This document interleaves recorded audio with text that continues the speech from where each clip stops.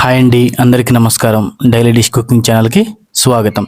ఈరోజు మనం ఇంట్లో దొరికే పచ్చి కొబ్బరితోటి కొబ్బరి పాల జున్ను అనేది తయారు చేయడం ఎలాగో చూద్దాం. చాలా సింపుల్ అండి. ఇంట్లోనే దొరికే చాలా తక్కువ ఇంగ్రీడియంట్స్ తోటే ఈ కొబ్బరి పాల జున్ను తయారు చేయవచ్చు. మరి అది ఎలా తయారు చేయాలనేది వీడియోలోకి వెళ్ళి చూసేద్దాం పదండి.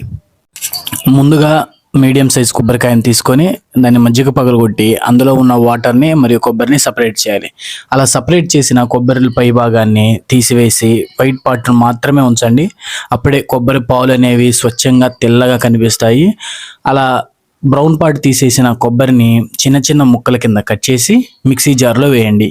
మిక్సీ జార్లో వేసి మిక్సీ పెడితే ఇలా పొడి పొడిగా అవుతుంది. మన కొబ్బరి పాల కోసం పాలు కావాలి కదా, అందుకే ఇందులో ఒక గ్లాస్ వాటర్ పోసి మళ్ళీ మిక్సీ పట్టండి. ఇలా థిక్ పేస్ట్గా అవుతుంది. ఇలా థిక్ పేస్ట్గా అయిన దాన్ని పక్కన ఉంచి ఒక చిన్న బౌల్ తీసుకొని దానిపైన స్ట్రైనర్ కానీ మజ్లిన్ క్లాత్ కానీ వేసి అందులో మనం ముందుగా రెడీ చేసి పెట్టుకున్న పేస్ట్ని వేసి బాగా ఒత్తితే ఇలా కొబ్బరి పాలు అన్నీ కొబ్బరి నుంచి సపరేట్ అవుతాయి. స్ట్రైనర్ అయితే వడగట్టేటప్పుడు కొబ్బరి పాలతో పాటు తురుము కూడా బౌల్లోకి వచ్చే ఛాన్స్ ఉంటుంది కాబట్టి మజ్లిన్ క్లాత్ అయితే బెటర్. నేను అదే యూజ్ చేశాను. మీరు కూడా వీలైతే క్లాతే యూజ్ చేయండి.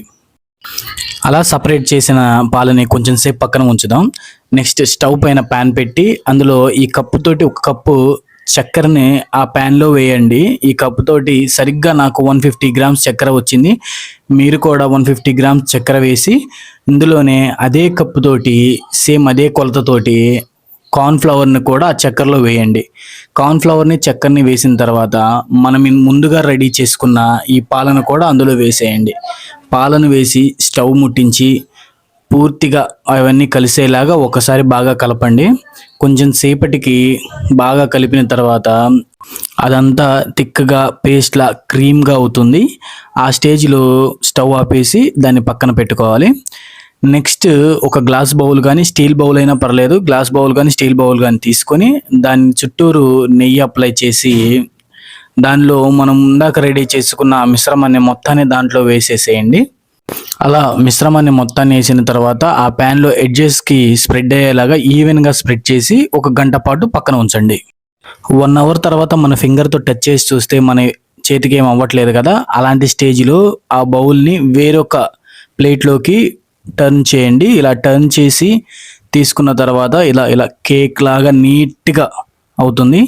ఆ స్టేజ్లో మన దగ్గర జీడిపప్పు కానీ బాదం పప్పు కానీ ఇలాంటివి ఉన్నప్పుడు పీసెస్ అన్ని దాని మీద వేసుకొని గార్నిష్ చేసుకుంటే మన కొబ్బరి పాల జున్ను అనేది రెడీ అవుతుంది. ఇది పిల్లలకి పెద్దలకి చాలా ఇష్టమైన స్వీటు.